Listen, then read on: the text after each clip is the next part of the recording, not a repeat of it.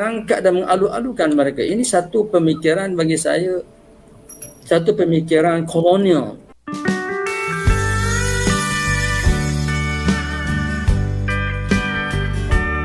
Assalamualaikum warahmatullahi wabarakatuh. Halo guys, jumpa lagi di channel ini. Oke, buat teman-teman yang nonton video ini, seperti biasanya saya harapkan mudah-mudahan teman-teman selalu dalam kondisi sehat walafiat. Dan jangan lupa dukung dengan cara like juga subscribe. Oke, di kesempatan kali ini saya mau reaksi sebuah video dengan judul Sedihnya Politikus Malaysia karena negaranya buatan British. Siapa British? British adalah penjajah. Oke, seperti apa videonya? Sebelum kita berkomentar, kita akan lihat dulu.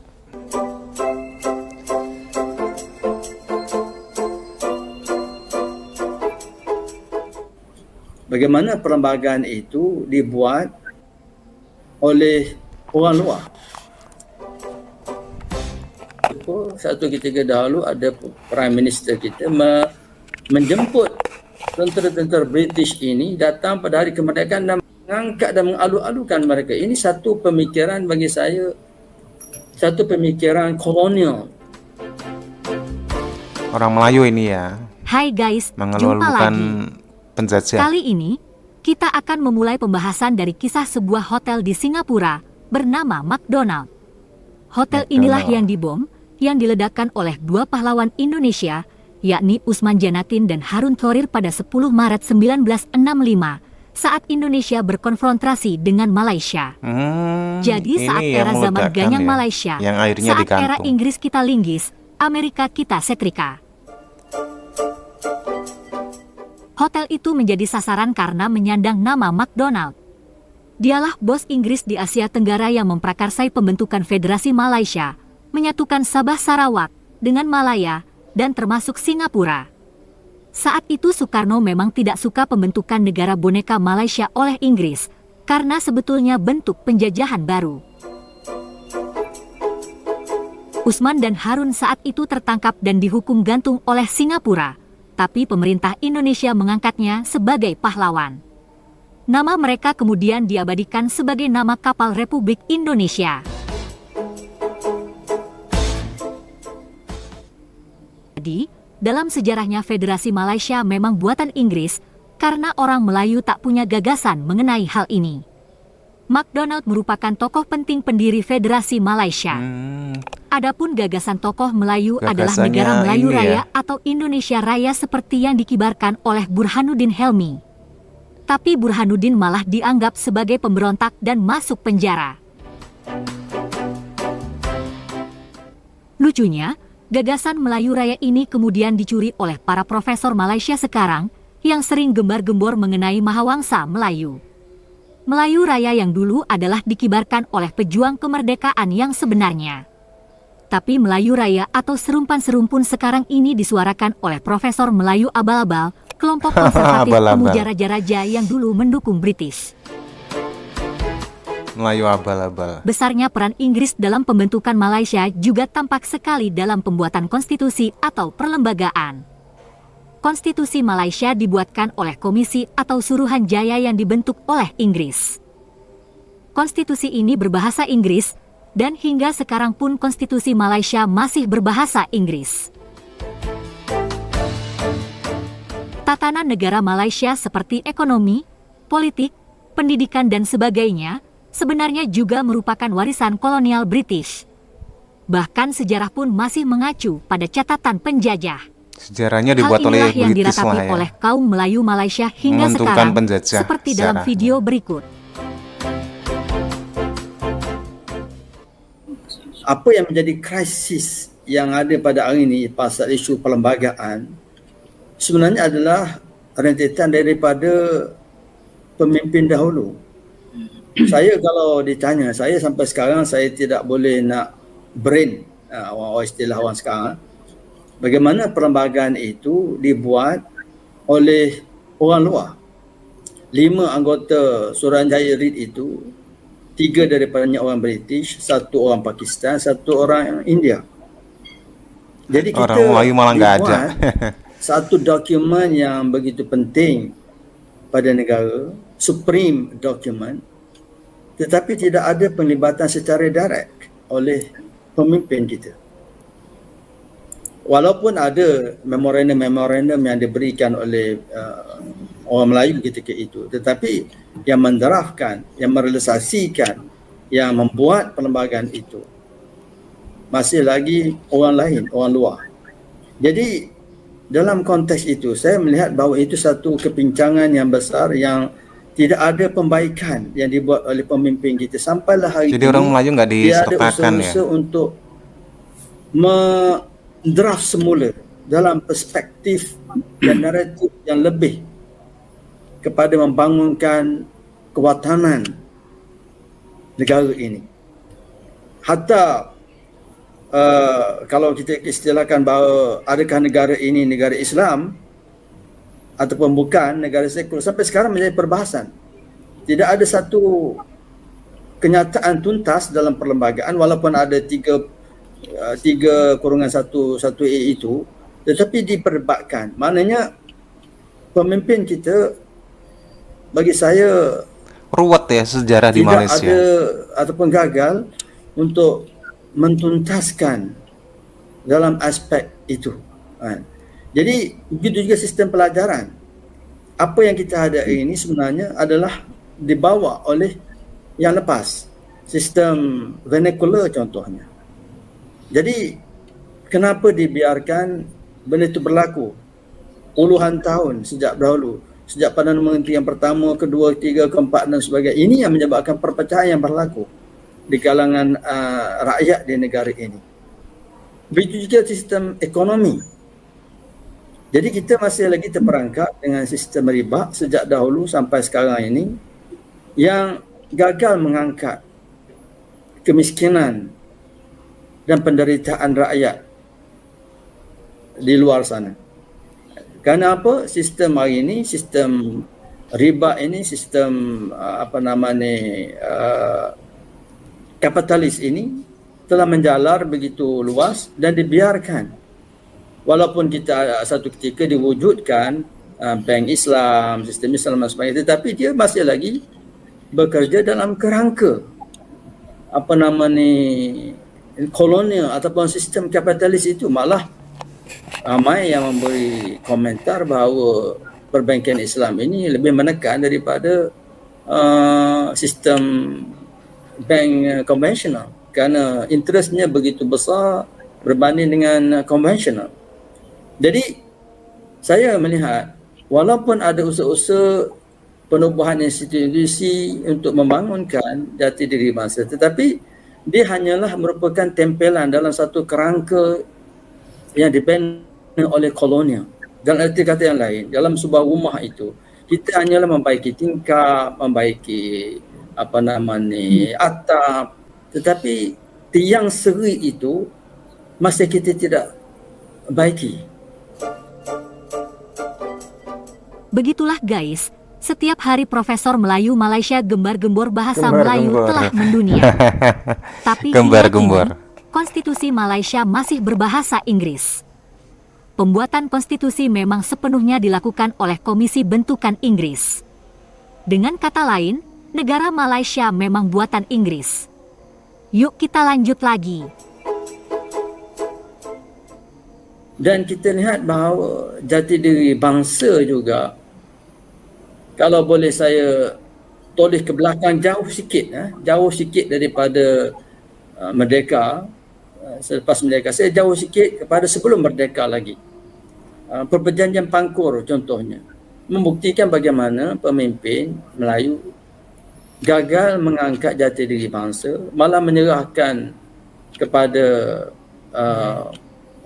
orang luar untuk menderahkan perjanjian itu dan malah melantik satu kumpulan gangster Gihing untuk menjadi lead negotiator kepada mereka.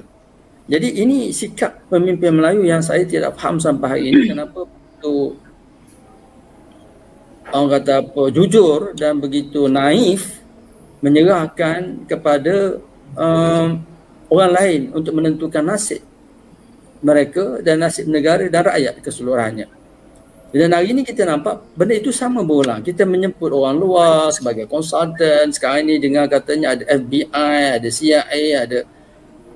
Kita masih lagi melantik dan malah mengangkat pihak kolonial ini yang telah membunuh tok nenek moyang kita, membakar rumah tok nenek moyang kita. Tapi malah dipuja-puja ya. Tapi hari ini Penjajah saya tidak oleh boleh lupa orang Melayu. 1 dahulu ada Prime Minister kita menjemput tentera-tentera British ini datang pada hari kemerdekaan dan mengangkat dan mengalu-alukan mereka. Ini satu pemikiran bagi saya, satu pemikiran kolonial yang masih menebal wujud di dalam pemikiran pemimpin kita. Orang Melayu Malaysia seperti itu. Pemikiran kita daripada cengkaman kolonial ini. Sebab itu hari ini kita lihat kita ni menjadi bahan uji kaji, bahan orang kata apa, tempat mereka mengaut segala keuntungan sampai hari ini. Kita sendiri gagal untuk mengeluarkan satu polisi yang boleh mengangkat jati diri bangsa. Contoh kita lihat bagaimana hari ini Akta Budaya sendiri telah diubah dan pemimpin kita tidak bersuara dan tidak menghalang. Kalau dulu Akta Budaya kita mesti berteras kepada Islam dan Melayu, tapi hari ini sudah hilang perkataan itu. Dia berteraskan kepada kemajemukan negara kita. Jadi ini bagi saya satu senario melihat jati diri pemimpin kita yang tidak melihat kepentingan dan kewajiban untuk mengangkat elemen bangsa itu, mengangkat jati diri orang Melayu itu sebagai satu bangsa yang harus dihormati, yang harus merupakan tuan rumah kepada tanah air kita ini, yang seharusnya menjadi agenda. Sekarang saya ada bersembang dengan satu travel agent. Dia mengatakan ada pelancong-pelancong yang datang ke negara kita ini sudah tidak tahu ini negara apa. Wow. Negara Melayu ke, negara Cina, kerana India mereka tidak kenali kerana tidak ada warisan-warisan, tidak ada lambang-lambang menunjukkan kewujudan Melayu itu. Keutamaan Melayu itu berbanding dengan negara Britain, negara Turki, Tapi sering gebar-gembor alam Melayu ya. Megah bangunan, bahasa, budaya mereka itu diangkat, disanjung, atau bendera mereka pun diangkat. Mana jati diri bangsa, kewatanan mereka itu begitu tinggi. Dan ini bagi saya kesamaan yang wujud sejak dari dulu. Benda ini berlaku bukan sekarang. Kenapa contohnya hari ini orang mendewa-dewakan Bon Odori, orang mendewakan tentang budaya Korea K-pop, orang mendewakan anime, budaya anime, pakaian kartun dan sebagainya. Kenapa? Kerana pemimpin kita tidak meletakkan satu polisi yang dapat mengangkat budaya kita, malah membiarkan penerapan budaya-budaya lain yang saya fahamkan hari ini Bon Odori sudah masuk ke sekolah-sekolah. Dan orang budak-budak remaja ini sudah sanggup membelanjakan ribuan ringgit untuk membeli pakaian-pakaian yang melambangkan budaya orang lain. Saya tak nampak orang Korea, orang Jepun pakai baju Melayu. Saya tak nampak. Jadi di mana polisi itu? Saya tidak nampak sampai sekarang ini kat mana agenda menaikkan jati diri bangsa kewatanan itu ada di kalangan pemimpin sekarang. Hatta daripada dulu pun. Kerana macam saya katakan tadi, apa yang ada hari ini adalah hasil daripada yang dahulu. Sepatutnya kalau pemimpin dahulu sedar perkara ini, seharusnya sudah diubah polisi itu, sudah diubah perlembagaan itu dan sudah diubah undang-undang itu. Tetapi hari ini masih lagi kita hidup dalam dualisme. Ada perundangan Islam, ada perundangan bukan Islam. Jadi sampai bila perkara ini? Kenapa dibiarkan kerana ini wujud? Dan kerana pemimpin dahulu dan pemimpin sekarang sendiri tidak ada satu visi yang jelas terhadap konsep pembangunan jati diri bangsa itu. Jadi sebab itu bagi saya sangat tertarik apabila Pendeta Za'ba menjelaskan bahawa hari ini orang Melayu ini bukan saja miskin dari segi harta, tetapi kemiskinan dari segi cita-cita, kemiskinan dari segi jati diri. Jadi tak nampak bukan saja kita ni papa dari segi keuangan, tetapi kita juga papa dari segi visi dan jati diri dan cita-cita. Tidak ada satu cita-cita di kalangan pemimpin untuk membawa dan mengangkat bangsa itu satu tahap yang dihormati oleh dunia. Malah bahasa hari ini, saya terkejut apabila orang Melayu sendiri mendewa-dewakan bahasa lain, melihat bahawa sekolah vernacular itu sekolah yang penting, yang berlumba-lumba untuk mengantar ke sana kerana sekadar untuk belajar dalam bahasa Mandarin.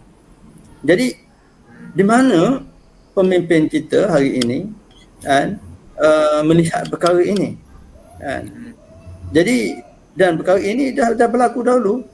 Jadi kalau dahulu pemimpin kita wujudkan sekolah kebangsaan untuk menyatukan, tetapi tidak dilayan oleh bangsa lain dan tidak ada satu ketegasan oleh pemimpin dahulu, dan kekurangan dan ketidaktegasan pemimpin dahulu menyebabkan pemimpin hari ini malu Allah, segan dan tak mahu untuk merubah perkara itu. Jadi ini bagi saya kesamaan yang berlaku antara pemimpin dahulu dan pemimpin yang ada sekarang ini.